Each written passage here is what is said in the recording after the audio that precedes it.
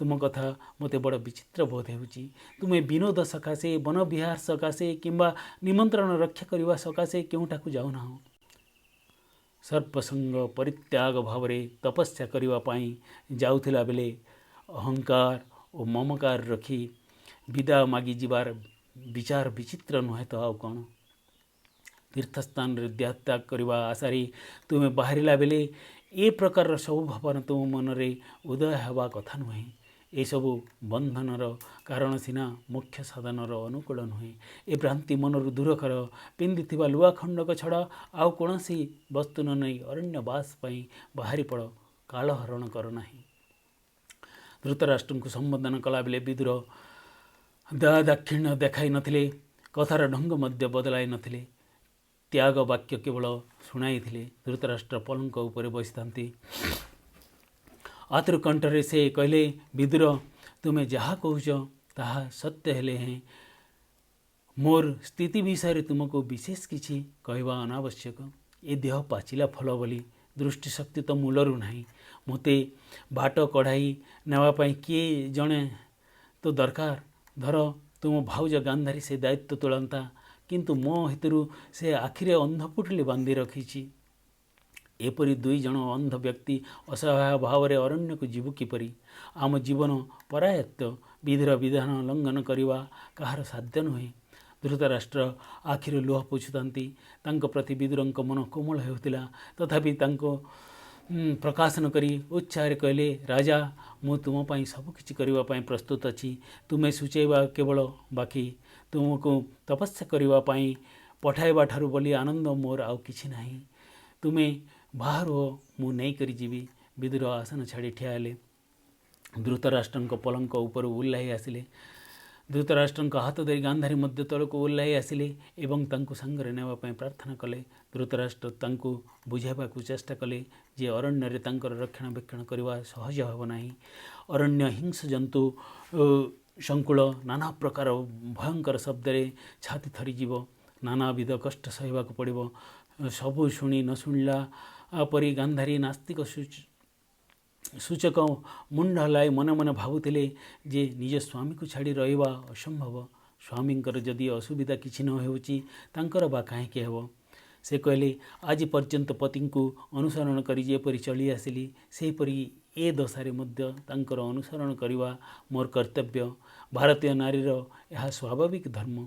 तुम्हें केते कहले भी तुमको छाड़ी मु रही पारिबि नाही। तुम्हें मते न वर्ताइबा धर्मसम्मत नुहे। तुम्हें नथिले राजा अंतपुर भितरे मोर की सुख।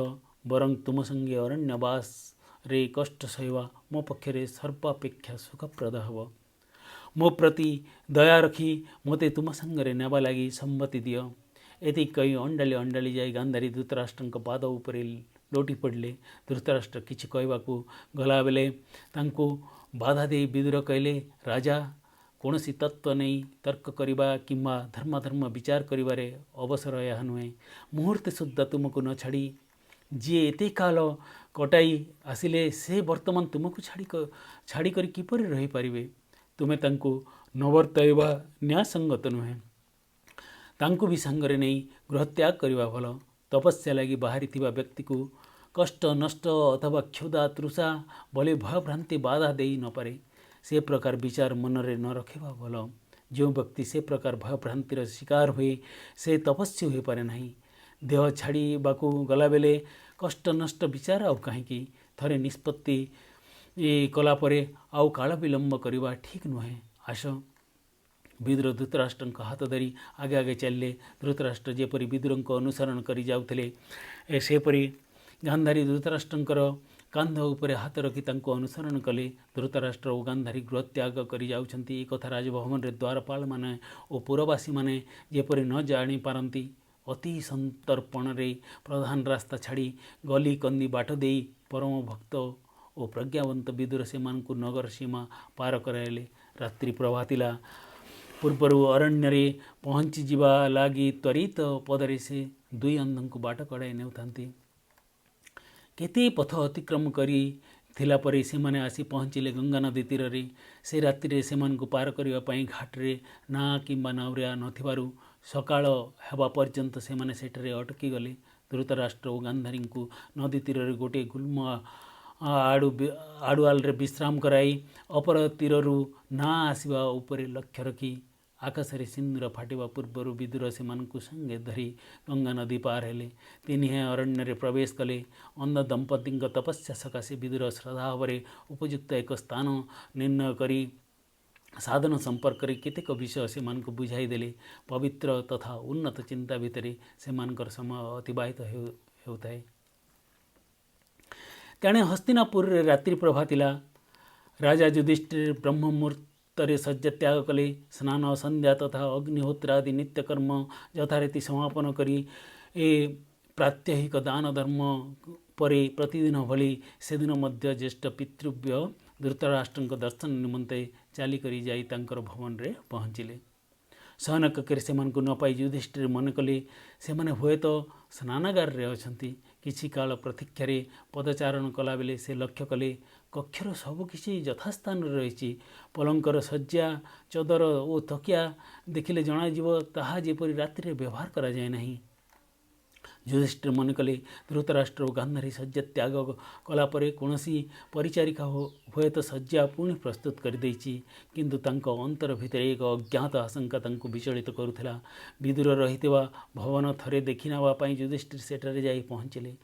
ବିଦୁରଙ୍କୁ ସେଠାରେ ପାଇଲେ ନାହିଁ। ବିଦୁରଙ୍କ ଶଯ୍ୟା ବ୍ୟବହୃତ ହେଲା ବୋଲି ତାଙ୍କୁ ଲାଗିଲା ନାହିଁ।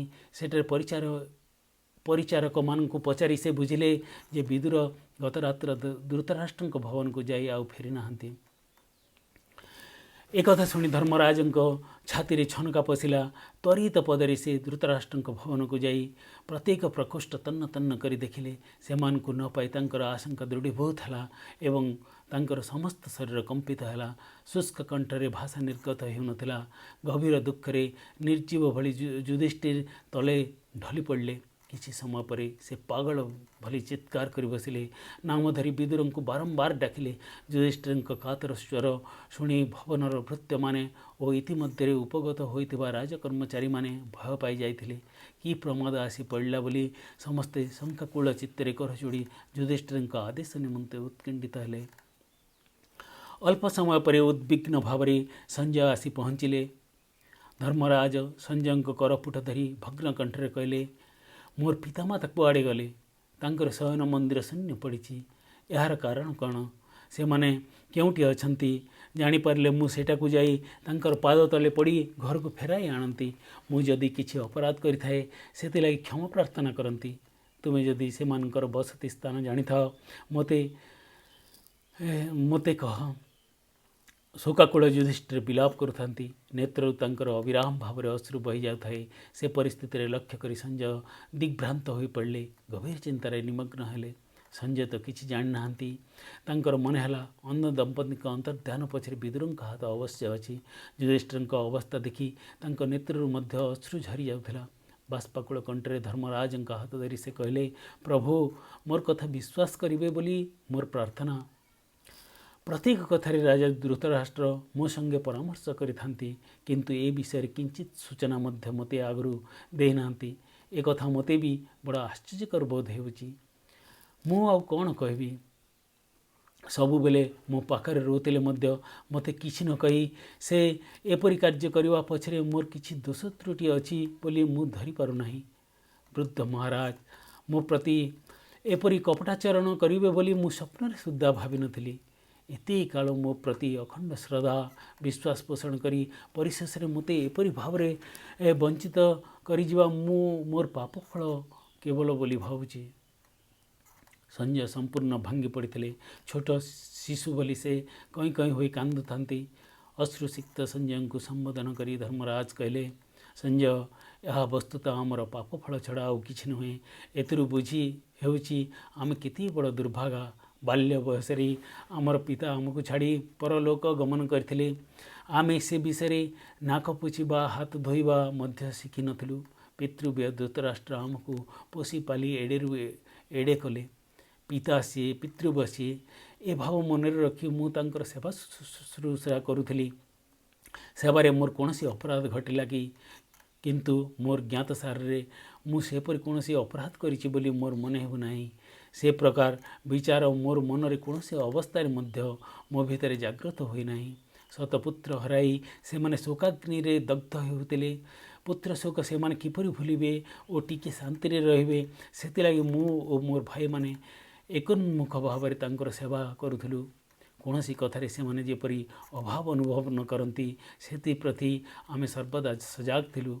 कौनसी विषय केबे हेले अवहेला करिनाहु।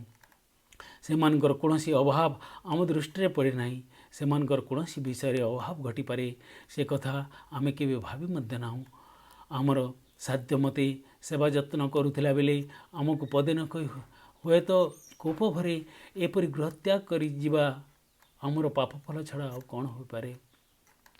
शोकाविष्ट युधिष्ठिर अनर्गल भाव रे तांकर मनोवेदना प्रकाश करी आहुरी कहले से माने वृद्ध अंध हेतु असहाय किपरि घर छाड़ी गले मु बुझी पारु नाही।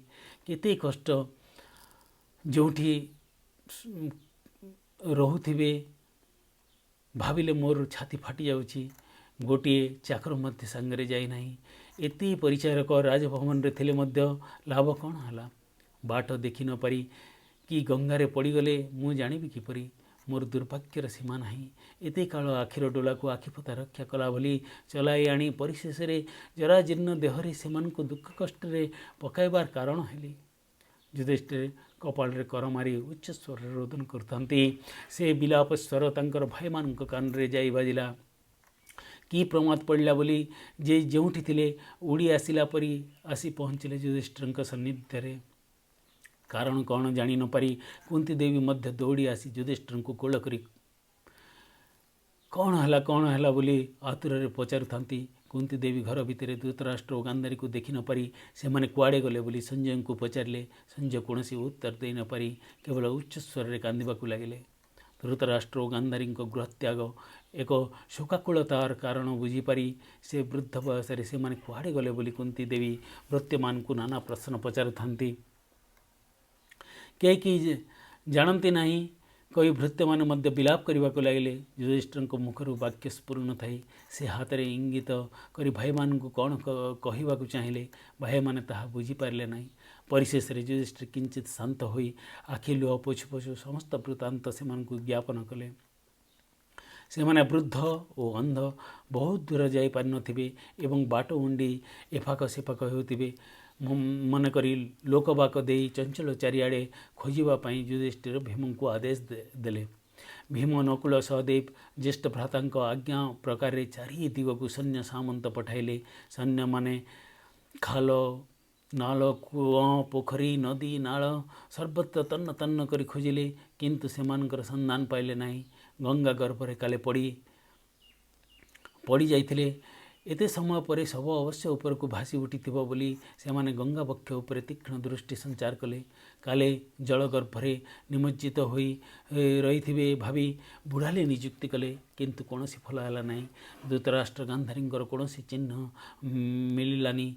एते काल पाखरे रहिला परे परिशेष रे सेमानकु ए अवस्था पकाइले बोली शोक संताप पांडव माने गभीर अनुशोचन रे समय अतिबाहित करबाकु लागिले। अपर दिगरे धृतराष्ट्र गांधारी तपोवन रे सुखासन रे बसी तपस्या निरत होइथांती। निरंतर परमात्मा चिंतन रे सेमानकर हृदय आनंद रे भरी जाइथिला। दिने सेमाने तन्मय अवस्था रे थिला बेले दावाग्नि सेमानकु ग्रास करी सेमानकर शरीर भस्म कला। सेमानकर ए प्रकार सद्गति लाभ रे विदुर संतोष लाभ करथिले। विदुरंकर अभिष्ट थिला से प्रभास तीर्थ रे देह त्याग करिवे। सुतरां दावाग्नि कबल एड़ाई से मुहूर्त सेठारु तीर्थाटन रे बाहरी प्रभास तीर्थ रे तांकर नश्वर देह त्याग करथिले। लाइक करंतु, सब्सक्राइब करंतु।